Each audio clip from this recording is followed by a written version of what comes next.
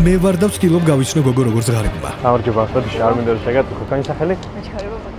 ზედაც არ შემომხედა. სწორედ ამიტომ ვიყიდე ზვირიანი ტანსაცმელი, ვიქნა რომ $80,000 მანქანა და გამოცადე 5 სხვადასხვა სიტუაცია როგორც მდიდარმა ასევე ღარიბმა მხოლოდ ერთ კითხვაზე პასუხის მისაღებად. ძვლის თუ არა სიმდიდრე შენს მიმართ ადამიანების ქცევას. და ყველაფერი იწყება პირველი ტესტიდან. Gold digger prank-ები. ეს საკითხი ძალიან პოპულარული იყო განსაკუთრებით ამერიკაში, სადაც თუ არის ყველა ვიდეო აბსოლუტურად დადგმული იყო. ჩვენთანაც ყოფილა მცდელობები საქართველოში რომ გადაიღოთ მსგავსი სტილის პრენკები, მაგრამ იმდენად წარუმატებელი აღმოჩნდა ყველა მათგანი, რომ დღეს ეს ვიდეოები უკვე აღარც მოიპოვება. შესაბამისად ეს სცენა იქნება ორმაგად ექსპერიმენტალური. ერთი გავიგებ რამდენად მოვლენ ჩემთან, ანუ ღარიბ საბასთან, იგივე ჯაბასთან და მეორე ის რომ გავიგებ საერთოდ გამოსვლადია თუ არა ეს ექსპერიმენტი საქართველოში. მე ზოგადად მეეჭვება რომ ეს ექსპერიმენტი საერთოდ გამოსვლადია. აი, ძალიან მარტივია უბრალოდ. აი, ნახე, გამარჯობა ბოდიში. აი, თქვენთან რომ ბიჭი მოვიდეს და გაცნობა გთხოვოთ, ან ინსტაგრამზე ეგრევე რომ გამოგართვათ, რას ისე?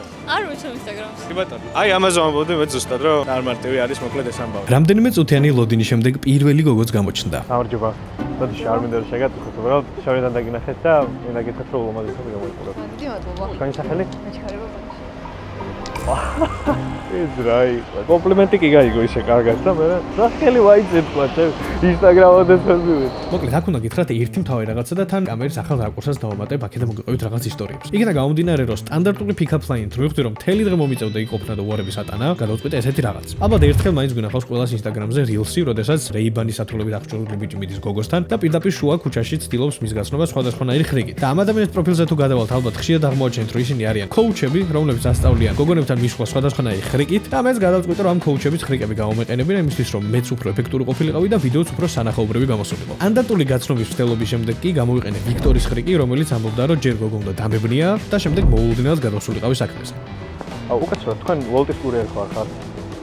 ასრავად.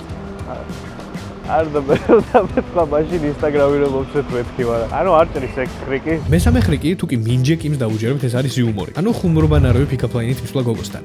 აუ, ბოდიში ეცეთ. ბოდი უცებ ჯეილანი ვითამაშო. და თუ წაგე ინსტაგრამი დავამოწე. გატყავს? არა მადლობა. არა, მე რა წავაგო ჩემსაც მოგწე. არა, ხუმრობა უფრო მარტივი საქმეა რა. მაგრამ საბოლოო ჯამში ამ ხრიკმაც არ გაამართლა. მოკლედ, სანამ ვიყავი მოსაღამოვდა და გამოვიდა რომ ჯაბამ სამ გოგონასთან მოასწრო გამოლაპარაკება. რაც იმას ნიშნავს, რომ მდიდარი საბა, ანუ სებასტიანი შეეცდება 3 გოგოს გაცნობას. და ნახოთ რას იზავს აბა წითელი პორშე. სებასტიან გურული. არა, უბრალოდ შემომხედეთ. ანუ რა ჩაცმულობა, ან რა საათი ხელზე და ვარცხნილობა, მაგრამ კიდე უფრო მეტად ფულიანსო დამსგავსებოდი. სპეციალურად ამ ვიდეოსთვის, აი ეს წითელი პორშეც ვიყიდე. არა, რა თქმა უნდა, არ მიყიდია. მადლობა გუგა, აქედან კიდევ ერთხელ. ვითომ საერთოდ ადგახარ ეხა კამერის უკან და ვითომ მე ვიდეოში საერთოდ არ მოხვდები. ახლა კი მოდი ვნახოთ, რას მოახერხებს სებასტიანი გოგონებთან. თავიდან ყველაფერი იდეალურად იყო. კარგი ჩაცმულობა, წითელი პორშე, ბევრმა ხალხმა წირდროულად დაიწყო მოძრაობა. თითქოს ყველაფერი იმაზე კარგად იყო, ვიდრე ველოდი. მაგრამ ქალაქის ერთ-ერთ ყველაზე ხალხმრავალ ცენტრალურ გამზირზე ხალხი გაქრა. არ ვიცი სად წავიდა ეს ხალხი, მაგრამ ქუჩაზე აღარავინ აღარ მოძრაობდა. აქ უკვე ჯობია რომ შემოვიყვანო თამაში და დავინიშნო ჩემს დიდრულ საათზე 1 საათი და ვნახო 1 საათში რამდენი მცდელობა მოესწრება. არავინ არ არის და ისევ ამითი დავტკბები რა. სპონსორები ხო გიდათ თელეთორება რომ ჩემი სპონსორი გახდეთ. დაახლოებით 9 საათში მოძრაობა აღდგა, მაგრამ იმ ხალხში რომელიც იქ გადაადგილდებოდა, ჩემთვის ანუ სებასტიანისთვის ასურველი ადამიანები იქ არ გამოჩენილა. იყვნენ შეყვარებულები, შუახნის ადამიანები, ბებიები, კურიერები და რაც ყველაზე მთავარია, ყურსასმენიანი გოგოები. აი მე რომ მოусმინე coach-ებს, იქ იყო ნათქვამი, რომ რაც შეიძლება ნაკლებად უნდა შეაწუხო მოკლედ გოგონა რა. ყურსასმენიანებს ამის გამო ვერიდები. თან ისიც უნდა ვთქვა, რომ ჩემი მთავარი მიზანი იყო გამეცნო რეალური და არა ნებისმიერი მდედრობითის კეისის წარმომადგენელი ადამიანები. იქიდან გამომდინარე, რომ იმ ტესტებში, რასაც ჩვენ გვანახებდნენ, ყოველთვის იდეალურ პარტნიორებს პოულობდნენ. და იდეალური პარტნიორი ამ შემთხვევაში იქნებოდა ისეთი ადამიანი, რომელიც მართლა მოეწონებოდა სებასტიანს, ან პირიქით ისეთი ადამიანი, რომელსაც აქეთ მოეწონებოდა სებასტიანი. და 18-19 წლის საყვარელ სტუდენტ გოგოს, რომელსაც დიდი ყურსასმენები უკეთია და უნივერსიტეტში მიეჩქარება, ჩემი აზრით მაგრად კიდია ვიღაც გატუტუსებული სებასტიანი თავის წითელი პორშეიანად, რომელიც ესე უხეშად ცდილობს მის გაცნობას ქუჩაში. მიუხედავად ყველაფრისა, ვცდილობდი, რომ ერთი გოგო მაინც გამეცნო, მაგრამ როცა უკვე ხამდებოდა და თან ამ არაკომფორტული ფეხსაცმლით ტყუილად ფეხზე დგომისგანაც დავიღალე, მივხვდი, რომ ეს სცენა უნდა დავემთავრებინა. კიდევ ერთხელ მივხვდი მოკლედ, რომ ბავშვობაში რა კადრებსაც ვუყურებდი, თურმე ყველა დეტალი დაგეგმილი ყოფილა და რა დეტალები, მაგას ცოტა უფრო ახლოდან გეტყვით. პირველი ტყუილი ეს არის დრო. 5-10 წუთში, ანუ დროში, რომელშიც ის ადამიანები, რომლებიც ფრენკებს იღებდნენ, ახერხებდნენ, არათუ ერთი, არამედ რამდენიმე გოგოს გაცნობას, ფაქტობრივად არ იძლევენ მის საშუალებას, რომ ეს ყველაფერი მოახდინო. და ყველა საინტერესო დეტალი ამ ყველაფერში არის ის, რომ ღარიბმა საბამ, ანუ ჯაბამ, უფრო ადვილად შეძლო გოგოებთან, ან უბრალოდ ადამიანებთან გამოლაპარაკება, ვიდრე სებასტიანმა. ნუ ჯაბა კი გამოელაპარაკა გოგოებს, მაგრამ მაინც ვერავინ არ გაიცნო. საინტერესოა მე და ჯაბას რა გვერდის შემდეგ ექსპერიმენტში. და სანამ მეორე ექსპერიმენტზე გადავალთ, მინდა გითხრათ, რომ პირველი ექსპერიმენტი შეიძლება რეალურ ცხოვრებაში დამთავრდა, მაგრამ არ დამთავრებულა ციფრულ ცხოვრებაში. ჯაბამ და სებასტიანმა ტინდერები გააკეთეს. სებასტიანის პროფილი კი გამოიყურება ესე, რომლის აღწერასაც თუ დაუჯერებთ, სებასტიანი არის ქართველი ამერიკაში გაზრდილი ბიზნესმენი, რომლის ავტოპარკშიც არის ისეთი მანქანები, როგორიცაა Lamborghini Urus, Ferrari, Bugatti და ასე შემდეგ, ასევე ატარებს ძვირადღირებულ საათებს, ამჟამად იმყოფება საქართველოში და ეძებს კარგ კომპანიონს. ეს სურათები რა თქმა უნდა AI-ის გავაკეთებინე, სადაც მოგწოვრობ სურათებს ხედავთ, ეგ ჩემი რეალური სურათები, ანუ შეურიახა რა. როდესაც ვფიქრობდი ჯაბას როგორი სურათები უნდა ქონოდა, მივხვდი რომ ძალიან ჩვეულებრივი სურათები უნდა ყოფილიყო, როგორცაც აი ნებისმიერი გადაიღებდა ნებისმიერ დროს. აი მაგალითად უბანში ძაღლის გასეირნება. ხანამ უბანსაც ვერ გაიგიბრა არის, აყრილი გზა არის და ნუ რაღაც ისეთ ვარიანტია რა. ეს ძაღლი შეიძლება არ იყოს ჯაბას. ორივეს ჯაბას და სებასტიანს აქვს ერთი კვირა იმისთვის, რომ რაც შეიძლება მეტმა გოგონამ დაალაიქოს ან მეტ გოგონასთან დაიმაჩონ. ამ შედეგებს კი გავიგებთ ერთ კვირაში, ანუ ამ ვიდეოს დასასრულისკენ და შევადარებთ ვინაჯობა, ჯაბამ თუ სებასტიანს. და მეორე ექსპერიმენტის დროს დადგა, რომელიც არის ზვირიანი მაღაზია. ოღონდ ზვირიანი მაღაზია არ გიგონოთ ადგილი, სადაც იყიდება 200,000 დოლარიანი როლექსი. ეს არის პარფიუმერის მაღაზია ლუტეცია. არ ვიცი თქვენთან როგორ არის, მაგრამ ჩემს გარშემო აბსოლუტურად ყველას ამ მაღაზიის სახელის გაგონებისას ეგრევე ახსენდება ისტორია, რომელიც დაკავშირებულია ბიუჯეტთან. ჩემი გამოცდილებაც რაღაც მსგავსი არის, რომელსაც ახლა აღარ მოვყვები, მთავარი არის ის, რომ ჩემი აზრით ეს მაღაზია ძალიან საინტერესო იქნებოდა ჯაბას და სებასტიანის ტესტის ჩასატარებლად. გამარჯობა. სულ ამასაც ჩემთვის. ბრენდი ვიცით თუ უნდა შევეცდოთ? ბრენდი არ ვიცი. ბიუჯეტიც მითხარით და დავიწყოთ. რატომ შეიძლება ეკითხა ეგრევე ბიუჯეტთან დაკავშირებით? მოკლედ, ჩუმჩუმელა კამერა მაგ ვერ დააფიქსირა, მაგრამ მე დავაფიქსირე, როგორ ამხედა ჩამხედამ თანამშრომელმა სანამ ამ კითხვას დამისვამდა. და ვიზუალის გარდა უბრალოდ სხვა მიზეზი გამორიცხულია, რატომაც ამ კითხვას დამისვამდა. ასევე მეორე არგუმენტიც მაქვს, რომელიც კიდევ უფრო ამყარებს ამ ჩემ მოსაზრებას. უბრალოდ მაგას ცოტა ხანში სებასტიანთან ვნახავთ. ბიუჯეტი მოდი ავარჩიოთ, სადაც იქნება უფრო მეტად სურნელზე ვარ დამოკიდებული შემიძლობაში. ამ მომენტის შემდეგ კიდევ უამრავი უნდა გავტესტე და როდესაც მივხვდი, რომ ცხვირში მგრძნობელობა დავუკარგე და თან არაფერი ხდებოდა, გადავწყვიტე, რომ მე თვითონ დამესვა რაღაც გამომწვევი კითხვა, რომელიც რაღაც სიტუაცია შექმნიდა. ის აი თქვენ როგორც მირჩევთ. აი მე შევხედოთ როგორ უფრო მოვიხდება. ორივე კარგია, უბრალოდ ხა უკვე გადამწყვეტი ფაქტორი არის უფრო ბიუჯეტური ხალხი. ნუ, კი, ბიუჯეტზე საუბარი იყო, მაგრამ ძალიან ჩვეულებრივი მომენტი იყო. ხა არც მე მოვიტყუებ თავს და არც თქვენ მოგატყუებთ. ახლა კი სებასტიანის დროს დადგა. მე დასათვალებით ამჯერად სხვა ფილიალში გადავწყვიტე მისვლა, იმისთვის რომ იგივე პერსონალთან არ მქონდა კომუნიკაცია, მაგრამ მაღაზიაში შესვლისთანავე ზუსტად ის ადამიანი დახვდა, რომელსაც ჯაბას ფონით ესაუბრებოდი. რის გამოც ეგრევე სტენდების უკან გადავინაცვლე და სხვა თანამშრომელი მოძებნე დასახმარებლად. გამარჯობა. ჩემთვის შეძებ რომ იმის რომელმას რაღაც ახალი მინდა რა. ცოტა უფრო გრილ არომატებში და რას მირჩევთ. სებასტიანის ფონით საინტერესო არაფერი მომიღია ყურადღებიანი მომსახურების და ბოლოსკენ ამ ერთი მომენტის გარდა. მაგის ფასი 196 ლარი. ეს მაქსიმალური ზომაა თუ კიდევ არის უფრო დიდი სპირალი? და რატომ იყო საინტერესო ეს დიალოგი? პირობითად შეიძლება იყოს 500 ლარიანი, 700 ლარიანი და 1000 ლარიანი ზომები. და თუ კი ჯაბას ყოველთვის 500 ლარიან ზომას თავაზობდნენ, სებასტიანს ეგრევე 1000 ლარიანი ზომა შესთავაზეს. განა იმიტომ რომ უფრო პატარები არ იყო. იყო, უბრალოდ ესე შეუფერეს. და მეორე მხრივ ამ მომენტმა კიდევ უფრო გამყარა ჯაბასთან დასმული ბიუჯეტთან დაკავშირებული კითხვის მიზეზიც. მადლობა. და მესამე ექსპერიმენტი არის ქუჩაში დახმარება. მოდი მეგობარ, დასარეკი ხო არ გექნება? ერთი შეხედვით მარტივ თხოვნასთან დაკავშირებით არსებობს მოსაზრება, რომ რაც უფრო ცუდად აცვი ადამიანს, მით უფრო ნაკლებად იწევს სანდოობას. და არასანდო პიროვნებისთვის ტელეფონის თხოვება ნაკლებად სურს სხვა ადამიანებსაც. მოდი მეგობარ, დასარეკი ხო არ გექნება? არა, ეს დარეკვამინდა. მოდი, დასარეკი ხო არ გექნება? მოდი. უცე, აი სულ ერთ რაღაცას ვკითხავ, მადლობა გაიხარა. ჩო, ლევან, პიქსელთან ჩამოვედი მე და იმენა აი პიქსელი შესასვლელთან ვიდგები რა. მადლობა, უგესით რომ გაიხარა. მოდი მეგობარ, დასარეკი ხო არ გექნება? დასარეკი ხო არ გექნება? გაიხარა. ლევან ჯაბა ვარ, მადლობა მოუგე. მოდი, დასარეკი ხო არ გექნება? აუ, არა, ეს მაგარი. აქ არის ინტერნეტი. არა, ინტერნეტით რო კავშირდებით, კი, ლევან ჯაბა ვარ. უგმესნა. საბოლოო ჯამში ჯაბამ 5 მსელობიდან 3-ჯერ მოახერხა დახმარების მიღება. ახლა კი სებასტიანის დროს დადგა. ძალიან უცნაური ამ ფორმაში და დასარეკი არ ამოხდა. მოდი მეგობარო, დასარეკი ხომ არ გექნება? პიქსელთან მოვედი რა, პიქსელი შესასვლელთან და აგნახო, კაი? მადლობა უგმეს. დასარეკი ხომ არ გექნება? დასარეკი ხომ არ გექნება? აუ, არა. ბოდიში მეგობარ, დასარეკი ხო არ გექნება? აუ შეგაიხარე რა. პიქსელის წინ ჩამოვედი რა მოკლედ აგლობოგრუმას კარგი. ბოდიში მეგობარ, დასარეკი ხო არ გექნება? ზუსტად არ ვიცი. აი თუ გავა მაშინ. პიქსელის წინ გადმოვედი და აქეთ გადმოდით. აიხარე ხმას მაგალითად. მოკლედ არ ველოდებოდი და როგორც ჩანს სებასტიანმა უფრო ნაკლები დახმარება მიიღო ვიდრე ჯაბამ.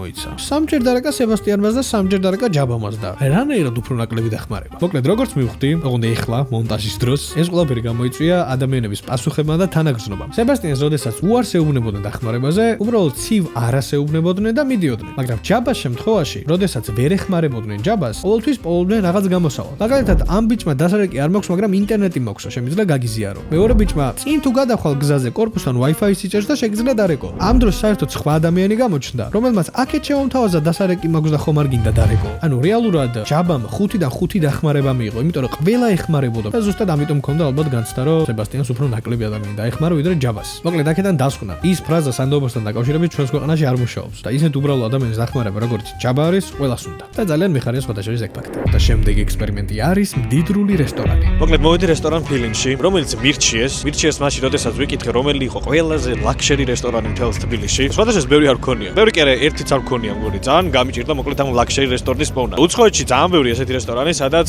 მხოლოდ მდიდარი საზოგადოება დადის და ძალიან მეგონა რომ აქაც იქნებოდა. ან არის და არ ვიცი. ყოველ შემთხვევაში მე გავიკითხე, ისეთ ადამიანებს ვკითხე, რომელსაც აუცილებლად ეცოდინებოდათ რაღაცა ზედმეტად ლაქშერი რო არსებობდეს ჩვენთან თბილისში. ასე ვიკითხე Instagram-ზეც და უმეტესობა ისევ ფილინში გავამიშვა. სხვადასხვა Instagram-ზე გადმოდი და გავამიწერეთ. ძალიან ბევრ საინტერესო რაღაცას ვდებ ხოლმე, მანამ სანამ ვიდეოები დაიდება. დავუბრუნდეთ ისევ ფილინს, რომელიც არის Redison-ში, რაც თითქოს მეუბნება რომ 2 ეტაპიანი დაცვის გავლაც შეიძლება მომიწიოს, მაგრამ მე რა, პირიქით მე ეგ უფრო მაწყობს. წავედით მოკლედ და ვნახოთ რეალურად რა ხდება შიგნით. და აქ მოხდა ისეთი რამ, რაც ცხოვრებაში არასდროს არ მომსვლია. ალბათ მთელი ჩემი ცხოვრების განმავლობაში გადაღებული მაქვს 3000-მდე ვიდეო მაინც და არასდროს არაფერი წამშლია. და დადგა ის მომენტი, როდესაც მეტა სათვალეებით გადაღებული კადრები უბრალოდ გამიქრა. საბედნიეროდ აქ საუბარია 3 და 4 კადრზე, რომელშიც განსაკუთრებულად მნიშვნელოვანი არაფერი არ მომხდარა. ასევე მსგავსი კადრები გადაიღო სებასტიანმა თავისი სათვალეებით და იქიდან შემიძლია ამ კადრების რეკონსტრუქცია მოახდინო იმ კადრებთან ერთად, რომელიც ტელეფონით გადავიღეთ ჯაბას ფორმით მისვლის დროს. ანუ საბოლოო ჯამში ისე შემიძლია დავამონტაჟო ეს ყველაფერი, რომ უმეტესობა ალბათ ვერც მიხვდებოდით, მაგრამ მაინც გულწრფელობა მირჩევნია. ახლა კი დავბრუნდეთ ჯაბასთან. ჯაბას ფონით, როდესაც რესტორანში შევდიოდი, პარასკევს აღამოს, მაშინ როდესაც გადატვირთული ექაურობა, მე როგორც ერთ ადამიანს, რომელსაც მთლად ფულიანობის არაფერი მეტყობოდა იქ მსხდომი ხალხისგან განსხვავებით, ვფიქრობდი, რომ იქ არ შემიშვებდნენ და ეგრევე უკან გამომიშვებდნენ. მაგრამ რესტორანში შესვლისთანავე, კარებთან დამხოდმა გოგონებმა ეგრევე მომიზებნეს კარგი ადგილი, რამაც ჩემში პირველი გაოცება გამოიწვია, რომ გადავხედე მენიუს რაღაც ისეთი კერძის არჩევა მინდოდა, რომელიც ჯაბას შეეფერებოდა და ეს იყო ბურგერი, რომელიც 4 წუთში მომიტანეს. 4 წუთში. გადატვირთულ პარასკევს აღამოს ესეთ რესტორანში ბურგერი. ესეც მეორე გაოცება. საოცრად გემრიელი არ იყო ეს ბურგერი და მესამე გაოცებას ვერ დავამატებ, მაგრამ ძალიან გემრიელი იყო. ძალიან გემრიელადაც მივირთვი ეს ბურგერი ვიოლინოს ფონზე, 64 ლარიც გადავიხადე და ნასიამოვნები წამოვედი. თუ არ ჩავთვლით ფინანსურ ნაწილს. ეს იყო მომენტი, როდესაც მივხვდი, რომ აბსოლუტურად საპირისპიროდ მიდიოდა ამ ვიდეოში ყველაფერი. ნახოთ რა მოვიდა სებასტიანს. გამარჯობა. ადგილი თუ იქნება ერთისთვის? კი ბატონო. და ამ შემოწმებას დაჭირდა მოულოდნელად დიდი დრო, რის შემდეგაც ეს გოგონა უკან დაბრუნდა და ამჯერად თანამშრომელთან ერთად არკვევდა რაღაცა სავარაუდო ჯავშნების ამბავს. ამის შემდეგ ისევ დარბაზში დაბრუნდა და საბოლოო ჯამში 5 წუთიანი ლოდინის შემდეგ ასეთი პასუხით დამებრუნდა. კი ბატონო. და 10 წუთის, ანუ ჯამში 15 წუთის შემდეგ ჩემი ადგილიც გამოჩნდა, მაგრამ არც ისე სახარბიელო ადგილას, დარბაზის ბოლოში, ტუალეტთან. ამჯერად მენიუს უფრო დავაკვირდი, იმიტომ რომ სებასტიანისთვის შესაძერისი კერძის არჩევა მინდოდა. ამასობაში ისიც ვნახე, რომ ყველაზე ძვირიანი სასმელი 2500 ლარი ღირდა და გთხოვთ ვიღაცამ მითხარით 2500 ლარი რაღის, ანუ ერთი ჭიქა, ერთი ბოთლი, ერთი ქარხანა თვითონ ღვინის წარმოებელი თუ რაღის 2500 ლარი რაღის. მოკლედ საბოლოო ჯამში ავარჩიე სტეიკი, რომელსაც სებასტიანისთვის შესაძერისი სახელი ეწერა, მთავარი კერძი. და დაახლოებით 10 წუთიანი ლოდინის შემდეგ როგორც იქნა პერსონალი ჩემამდეც მოვიდა. შეიძლება. გამარჯობა. მოკლედ ეს სტეიკი მინდა არაფერი მდიდა. 300 გრამიანი პორცია მოგვიყვება. კი ბატონო. ეხლა 300 გრამი. მედიუმი იყოს. და ლიმონადი გექნებათ კიდევ რამე რა შემოთავაზებ? მოდით კენკრესის. არა ზოგადად სტეიქს გვინო ხდება, მაგრამ რატომღაც ამჯობინე რომ დაახლოებით 10 YouTube ვიდეოს ბიუჯეტი შემენახა და ლიმონადი დამეყოლებინა. კენკრის. ოკეი, კი ბატონო. მადლობა. 5-10 წუთის შემდეგ კი ასეთი პასუხი მივიღე. რა ჯანდაბა დაემართა ამ დღეს სებასტიანს არ ვიცი, მაგრამ 5 წუთში ეს გოგო დამიბრუნდა და მითხრა რომ 400-იანი აღარ გვაქვს და გთხოვთ რომ სხვა კერძი აერჩიოთო და მენიუს მიხედვით ორაგულის სტეიქს და ღორის ნეკნებს ისევ პიცა ვამჯობინე. მოკლედ ამ დღეს სებასტიანი მაგრად დაეცა. ვერც მომსახურება მიიღო სასურველი, ვერც ის კერძი მირთვა რომელიც მას სურდა და საბოლოო ჯამში 40 წუთში მოტანილი პიცის ჭამა მოუწია, რომელიც უნდა აღვნიშნო რომ ძალიან გემრიელი იყო იმ საოცარ კენკრის ლიმონადთან ერთად, მაგრამ საერთო ჯამში ეს ყველაფერი სებასტიანის მოცემულობას არ ცვლიდა. ამ ყველაფერს კი საბოლოო წერტილად პერსონალისგან შენობითი ფორმით ლაპარაკიც დაემატა. ანგარიშთი შეიძლება. ტიპის. ეს ზოგადად ეგ დეტალი რა თქმა უნდა მე როგორც საბას საერთოდ არ მაღელვებს. უბრალოდ ვიდეოში ჯაბას ფონზე, რომელსაც თქვენობითი საუბარი კი არა, რა ვიცი, ზედ გადაყვნენ. სებასტიანი ბოლომდე განადგურდა და ის განადგურება თან 75 ლარი დაუჯდა, ვისაც ფასები გაინტერესებთ ხოლმე. ხონდეს მოხდება. და ამ ვიდეოს მთავარი ექსპერიმენტის დროს დადგა თბილისი ჰილსი, პირდაპირ მთაზე მდებარე დაცული დასახლება მთელი ქალაქის პანორამული ხედით, რომელიც მოიცავს მილიონებიანი ვილები და გოლფის კორტებით სავსე ტერიტორიას. აქ შესვლას მხოლოდ სპეციალური მიზნით შეძლებთ, რომელიც შეიძლება იყოს მეგობრისგან მოწვევა, გოლფის კორტის წევრობა, ან თუნდაც აქ მდებარე რესტორანში კონკრეტულ ღონისძიებაზე დასწრება. მაგრამ რა მოხდება თუ კი წითელი პორშეთი და კარგად ჩაცმული ესტუმრობით თბილისი ჰილს, ან პირიქით, ცუდად ჩაცმული და ეკონომ კლასის ტაქსით, როგორც ჯაბა. მივედი იქა და 15 ლარი მივეცი. ხო არ გაცხეშულს. არა, აბზანები. სტანდარტული ტაქსის ისტორიების მოსმენის შემდეგ ჯაბას ფორმით და ადრენალინის მოზღობით მივუახლოვდი შესასვლელში მდებარე დაცვის პუნქტს, სადაც ბოლომდე მქონდა გათავისებული, რომ ვითომ აქ მდებარე რესტორანში მივდიოდი მეგობართან შეხვედრაზე, შლაგბაუმთან მიახლოებისას ფანჯარაც კი ჩამოუწია დაცვასთან დიალოგისთვის და ვუალა, შლაგბაუმი გაიღო თავისით და უმიზესოდ. სამწუხაროდ, მაგრამ აი ესე მარტივად. კარგ ხედებზე ასულმა კი სიტუაციაში უფრო მეტად გარევა გადავწყვიტა. ყველაზე მინიმუმ ახლა რესტორანში ჩავალ და ყავას დავლევ. იქნება ამ სიტუაციაში ვქნა ჩემი თვე. რესტორანის ჩასვლისას შორიდანვე მივხვდი, რომ პერსონალი საღამოს რაღაც ღონისძიებისთვის ემზადებოდა, რამაც კიდევ უფრო მეტი ინტერესი გამოიწვია, რომ ყოფილიყავი ის ერთადერთი ადამიანი, ვინც ახლა ამ რესტორანს ესტუმრებოდა. იქნებ რაღაც კითხვები გასჩენოდათ. გამარჯობათ. ხო შეიძლება თავისუფლად დაჟდომოთ მეგობარს ველოდები და სივრცე დახურულია. ხო, გარეთ. გარეთ თავისუფლად დავიწყოთ. და ისევ მარტივად აღმოჩნდი ულამაზეს ხედზე, უგემრიელს იყავით ხელში, რაც ძალიან არ მომწონდა. სწორედ ამიტომ მალევე დავტოვე იქაურობა, დავხედე რუკას და გადავწყვიტე დასახლებამდე მდებარე დაახლოებით კილომეტრიან სწორ გზაზე ფეხით გასეირნება, ანუ გზაზე, სადაც იქ ცხოვრები ხალხი მოძრაობს და ზუსტად ეს იყო მიზეზი, რის გამოც ვიფიქრე, რომ კარგი ვარიანტი იქნებოდა აქ გავლა ვიღაცას რომ თვალში მოვხვედროდი. დაახლოებით 10 წუთიანი დაძაბული სეირნობის შემდეგ კი აქ მდებარე საახალწლოდ მორთულ პარკსაც მივაგინე. მოკლედ ესეთი ამბავია რა. დაშკარად სწორად ვერ გავიგე ვერც მე რა ხდება რეალურად აქ. და ვერც ვერავინ ვერ მითხრა სწორად. ისეთი გაფრთხილებული ვიყავი რა, არა, რას ლაპარაკობ თბილისი ჰილსში, აბა, ცოტა უფრო მეტად უნდა გამომძაფრო ეხა ეს ყველაფერი. ან მიმგონია რომ გამძაფრდება ეგრე და შეიძლება არცაფერა მოხდეს, მაგრამ უნდა ვცადო უეჭვი. პირდაპირ დასახლებაში უნდა ჩავიდე. ნახოთ რა მოხდება.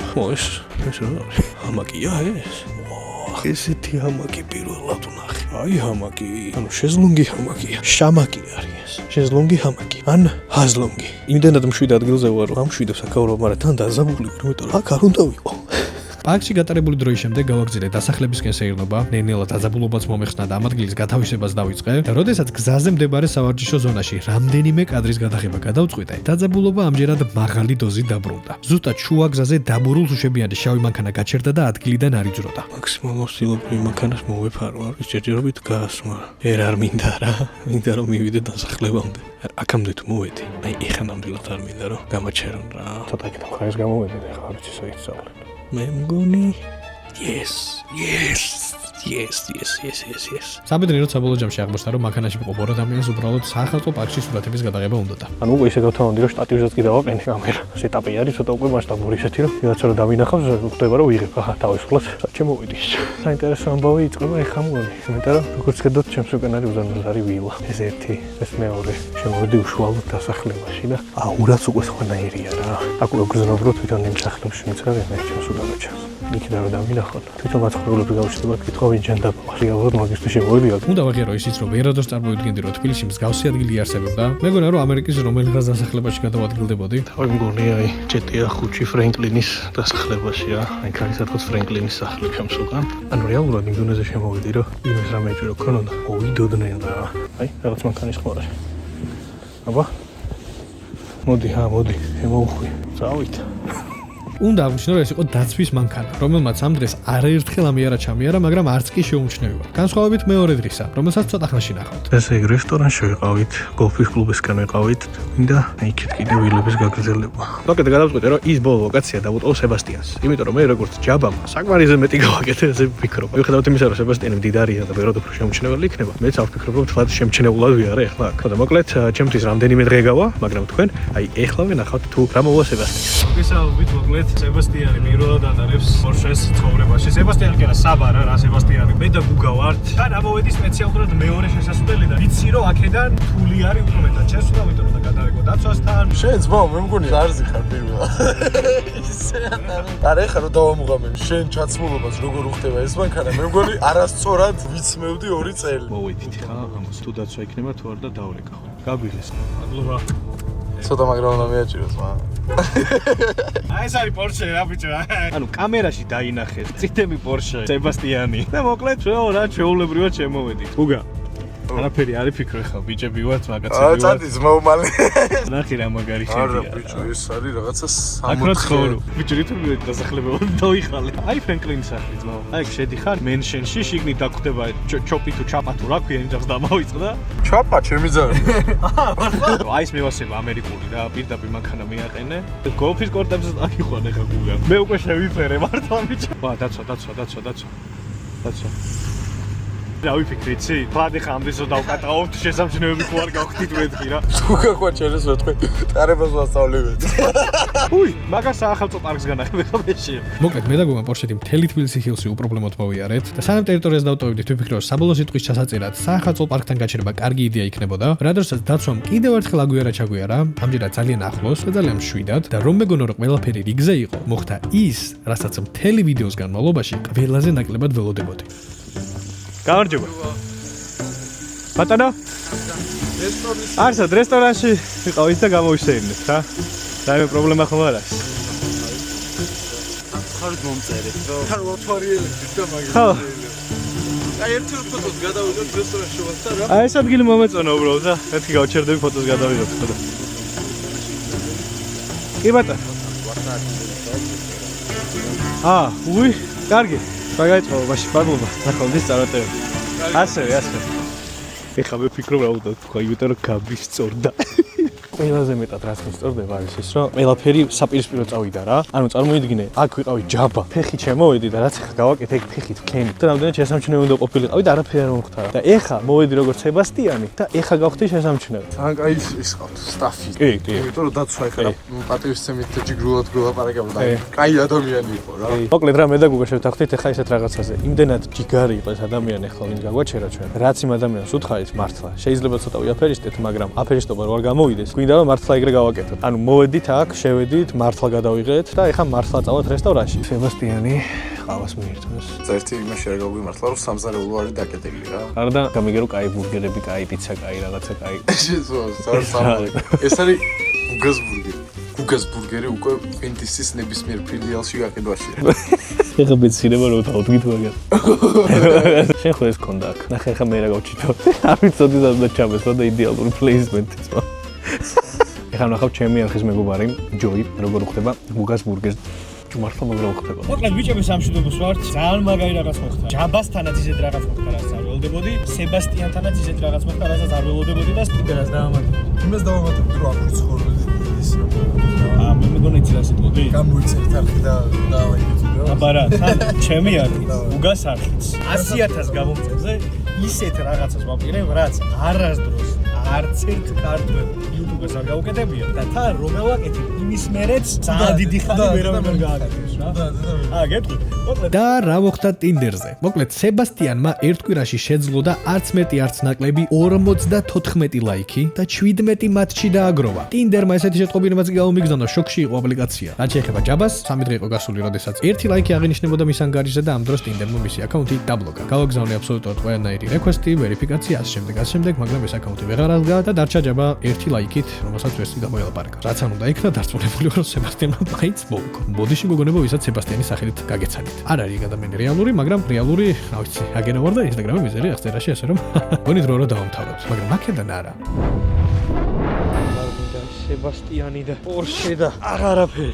თბილი ქურთუკი, საბას ფორმა და მარტივი დასკვნა. მოკლედ ეს ვიდეო იმაზე ბევრად უფრო საინტერესო და ექსპერიმენტალური გამოვიდა, ვიდრე ჩანაფიქრში მქონდა და ძალიან გახარებული ვარ. გახარებული ვარ იმით, რომ ჩვენთან, ანუ საქართველოში, აბსოლუტურად სხვანაირად უყურებენ სხვადასხვა ფენის წარმომადგენელ ადამიანებს. ამ ყველაფრის ერთ-ერთი მთავარი გამომწვევი მიზეზი მგონია ის, რომ იმ დაწესებულებებში, სადაც ჯაბას და სებასტიანის მიდიოდა, ზუსტად ისეთი ხალხი მუშაობდა, ვისთვისაც ბევრად უფრო კომფორტული იყო ერთ ჩვეულებრივ უბრალო ადამიანთან კომუნიკაცია, ვიდრე სებასტიანთან. ასევე ჩემი მხრიდანაც ბევრად უფრო კარგად გრძნობდი თავს, მაშინ როდესაც ჯაბას ფორმაში ვიყავი გამოწყობილი, იმიტომ რომ შეგრძნება მქონდა, რომ აბსოლუტურად ყველაფერი შემეძლო, მაგრამ სებასტიანის ფორმაში მსგავსი შეგრძნება არ მქონია. ბევრი რაღაც არსებობდა, რაზეც თითქოს უნდა მეფიქრა და დაფიქრებულად უნდა მელაპარაკა. და უდიდესი მადლობა ამ ვიდეოში მონაწილე ყველა ადამიანს, რომლებმაც ეს ვიდეო აბსოლუტურად სხვა სცენარით წაიყვანეთ და აი ესეთი ვიდეო შემაქმნევინეთ. ახლა კი რატო დგავარ ნაძვის ხესთან? ნუ რა თქმა უნდა, იმიტომ რომ ახალი წელია და მე რატოღაც მომინდა რომ ძალიან იუთუბერული ვიდეო გადამეღო, მაგრამ საბოლოოდ მაინც აქ დავასრულებ ჩემს სიტყვას და ყველა ჩემს მაყურებელს და არა მხოლოდ მოგილოცავთ ახალ წელს. გისურვებთ ყველა ჩანაფიქრის ასრულებას იმაზე მაგრად ვიდრე თქვენ წარმოგიდგენიათ. მეც ჩემი მხრიდან გვირდებით ახალი წლიდან განახლებულ შემართებას, განახლებულ იდეებს, განახლებულ ტემპს და უამრავ სიახლეს. კიდევ ერთხელ გილოცავთ ახალ წელს, ახლა დაგიტოვებთ ნაძვის ხეს და საახალწლო მუსიკას. წავით.